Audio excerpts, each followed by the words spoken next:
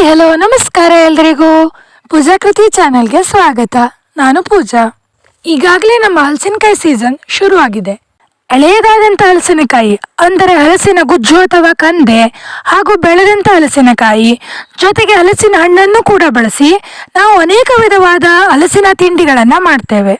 ನಾನೀಗ ಎಳೆಯದಾಗಿರುವಂಥ ಹಲಸಿನಕಾಯಿಯನ್ನು ಬಳಸಿ ಸುಲಭವಾಗಿ ಮಾಡಬಹುದಾದಂಥ ಹಲಸಿನಕಾಯಿ ಪಲ್ಯವನ್ನು ಮಾಡ್ತಾ ಇದ್ದೀನಿ. ನೋಡಿ, ನಾನಿಲ್ಲಿ ಇಷ್ಟು ಎಳೆಯದಾಗಿರುವಂಥ ಹಲಸಿನಕಾಯಿಯನ್ನು ಕೊಯ್ತಾ ಇದ್ದೀನಿ. ಹಲಸಿನಕಾಯಿ ಪಲ್ಯವನ್ನ ಮಾಡೋದಕ್ಕೆ ಹಲಸಿನಕಾಯಿ ತುಂಬಾನೇ ಎಳೆತು ಆಗಿರಬಾರ್ದು ಅಥವಾ ತುಂಬಾನೇ ಬೆಳೆದು ಇರಬಾರ್ದು. ಈ ರೀತಿಯಾಗಿ ಮಧ್ಯಮವಾಗಿ ಇರಬೇಕು. ಹಲಸಿನಕಾಯಿಯನ್ನು ಕೊಯ್ದಾಗ ಬರುವ ಈ ಅಂಟು ತಾಗಿದರೆ ಕ್ಲೀನ್ ಮಾಡೋದು ತುಂಬಾನೇ ಕಷ್ಟ. ಅದಕ್ಕಾಗಿ ಮೊದಲೇ ಕೈಗೆ ಸ್ವಲ್ಪ ಎಣ್ಣೆಯನ್ನು ಸವರ್ಕೊಂಡು ಇದನ್ನ ಈ ರೀತಿಯಾಗಿ ಕಟ್ ಮಾಡ್ಕೊಳ್ಬೇಕು. ಹಲಸಿನಕಾಯಿಯ ಮಧ್ಯಭಾಗವಾದ ಗುಂಜು ಮತ್ತು ಹೊರಗಿನ ಮುಳ್ಳಿನ ಭಾಗವನ್ನ ಕಟ್ ಮಾಡಿ ಕ್ಲೀನ್ ಮಾಡಿ ಇಟ್ಕೊಂಡಿದ್ದೀನಿ.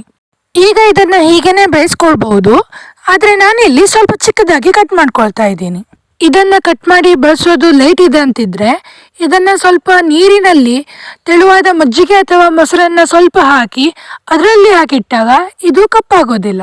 ಇದನ್ನ ತೊಳೆದು ಕ್ಲೀನ್ ಮಾಡಿ ಕುಕ್ಕರ್ನಲ್ಲಿ ಹಾಕಿ ನೀರು ಹಾಗೂ ರುಚಿಗೆ ತಕ್ಕಷ್ಟು ಉಪ್ಪನ್ನು ಹಾಕಿ 3 ಸೀಟಿ ಆಗುವವರೆಗೆ ಬೇಯಿಸ್ತಾ ಇದ್ದೀನಿ.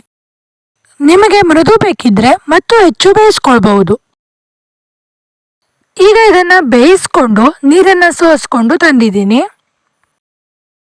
ನೋಡಿ ಇದಷ್ಟು ಸಾಫ್ಟ್ ಆಗಿ ಬಂದಿದೆ ಅಂತ.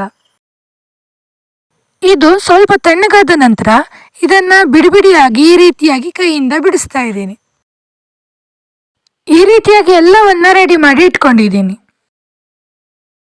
ಈಗ ಒಗ್ಗರಣೆಯನ್ನ ಮಾಡಲಿಕ್ಕೆ ಒಂದು ಅಗಲವಾದ ಪಾತ್ರೆಯನ್ನ ಬಿಸಿಗಿಡ್ತಾ ಇದ್ದೀನಿ. ಇದಕ್ಕೆ ಸುಮಾರು 4 ರಿಂದ 5 ಟೇಬಲ್ ಸ್ಪೂನ್ ಅಡುಗೆ ಎಣ್ಣೆಯನ್ನ ಹಾಕ್ತಾ ಇದ್ದೀನಿ.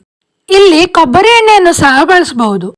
ಎಣ್ಣೆ ಬಿಸಿ ಬಂದಾಗ ಇದಕ್ಕೆ 1/4 ಸ್ಪೂನ್ ಸಾಸಿವೆ, 1 ಸ್ಪೂನ್ ಉದ್ದಿನ ಬೇಳೆ ಮತ್ತು 1 ಚಿಟಿಕೆ ಇಂಗನ್ನ ಹಾಕ್ತಾ ಇದ್ದೀನಿ. ಇದನ್ನ ಸ್ವಲ್ಪ ಹುರಿದುಕೊಂಡು ಇದಕ್ಕೆ ಸುಮಾರು 10 ಸಣ್ಣ ಮೆಣಸು ಅಥವಾ ಸೂಜಿ ಮೆಣಸನ್ನ ಸ್ವಲ್ಪ ಜಜ್ಜಿಕೊಂಡು ಹಾಕ್ತಾ ಇದ್ದೀನಿ. ಸೂಜಿ ಮೆಣಸಿನ ಬದಲಾಗಿ ಇಲ್ಲಿ ಹಸಿಮೆಣಸನ್ನು ಕೂಡ ಬಳಸಬಹುದು. ಇದರೊಂದಿಗೆ ಸ್ವಲ್ಪ ಒಣಮೆಣಸನ್ನು ಕೂಡ ಹಾಕಬಹುದು. ಇದಕ್ಕೆ ಸ್ವಲ್ಪ ಕರಿಬೇವನ್ನ ಸೇರಿಸಿ ಒಮ್ಮೆ ಚೆನ್ನಾಗಿ ಹುರಿದುಕೊಳ್ತಾ ಇದ್ದೀನಿ.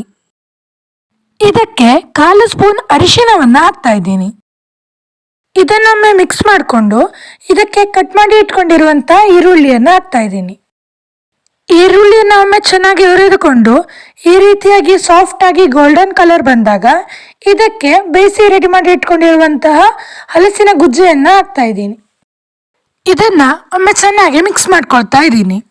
ಈಗ ಇದಕ್ಕೆ ಹುಳಿಗಾಗಿ ಸ್ವಲ್ಪ ಹುಣಸೆಹಣ್ಣಿನ ರಸವನ್ನ ಹಾಕ್ತಾ ಇದ್ದೀನಿ. ಜೊತೆಗೆ ರುಚಿಗೆ ತಕ್ಕಷ್ಟು ಉಪ್ಪು ಹಾಗೂ ಸಕ್ಕರೆಯನ್ನ ಹಾಕ್ತಾ ಇದ್ದೀನಿ. ಇದಕ್ಕೆ ಉಪ್ಪನ್ನು ಹಾಕಿಯೇ ಬೇಯಿಸಿರೋದ್ರಿಂದ ಉಪ್ಪನ್ನು ನೋಡಿಕೊಂಡು ಬಳಸಿ. ಈಗ ಇವೆಲ್ಲವನ್ನ ಒಮ್ಮೆ ಚೆನ್ನಾಗಿ ಮಿಕ್ಸ್ ಮಾಡ್ತಾ ಇದ್ದೀನಿ. ಈಗ ಇದಕ್ಕೆ ಸ್ವಲ್ಪ ತೆಂಗಿನಕಾಯಿಯ ತುರಿಯನ್ನ ಸೇರಿಸ್ಕೊಂಡು ಚೆನ್ನಾಗಿ ಮಿಕ್ಸ್ ಮಾಡ್ತಾ ಇದ್ದೀನಿ. ಇಲ್ಲಿ ಹಸಿ ತೆಂಗಿನಕಾಯಿಯನ್ನ ಬಳಸಿರೋದ್ರಿಂದ ಬೇಗನೆ ಹಾಳಾಗಬಹುದು ಅನ್ನೋ ಕಾರಣಕ್ಕೆ ಇದನ್ನ ಸ್ವಲ್ಪ ಹುರಿದುಕೊಳ್ಬೇಕು. ಈಗ ನಾವು ತುಂಬಾನೇ ಸಿಂಪಲ್ ಆಗಿ ರೆಡಿ ಮಾಡ್ಕೊಂಡಿರುವಂತಹ ನಮ್ಮ ಹಲಸಿನಕಾಯಿಯ ಗುಜ್ಜು ಅಥವಾ ಹಲಸಿನಕಾಯಿಯ ಕಂದೆ ಅಥವಾ ಎಳೆಯ ಹಲಸಿನಕಾಯಿಯ ಪಲ್ಯ ರೆಡಿಯಾಗಿದೆ. ಈ ಹಲಸಿನಕಾಯಿ ಸೀಸನ್ ನಲ್ಲಿ ನೀವು ಸಹ ಒಮ್ಮೆ ಆದರೂ ಈ ರೀತಿಯಾದಂತಹ ಸಿಂಪಲ್ ಆಗಿರುವಂತಹ ರುಚಿಕರವಾಗಿರುವಂತಹ ಗುಜ್ಜೆ ಪಲ್ಯವನ್ನು ಒಮ್ಮೆ ಆದರೂ ಮಾಡಿ ನೋಡಿ. ಹೇಗಾಯ್ತು ಅಂತ ಕಮೆಂಟ್ ಮೂಲಕ ತಿಳಿಸಿ. ಹಾಗೂ ವಿಡಿಯೋನ ಶೇರ್ ಮಾಡಿ. ಜೊತೆಗೆ ನೀವು ಇನ್ನೂ ನಮ್ಮ ಚಾನಲ್ಗೆ ಹೊಸಬರಾಗಿದ್ರೆ ಈಗಲೇ ಚಾನಲ್ಗೆ ಸಬ್ಸ್ಕ್ರೈಬ್ ಮಾಡಿ ಪ್ರೋತ್ಸಾಹಿಸಿ. ಹಾಗೂ ಇಷ್ಟೊತ್ತು ವಿಡಿಯೋನ ನೋಡಿದ್ದಕ್ಕೆ ಧನ್ಯವಾದಗಳು.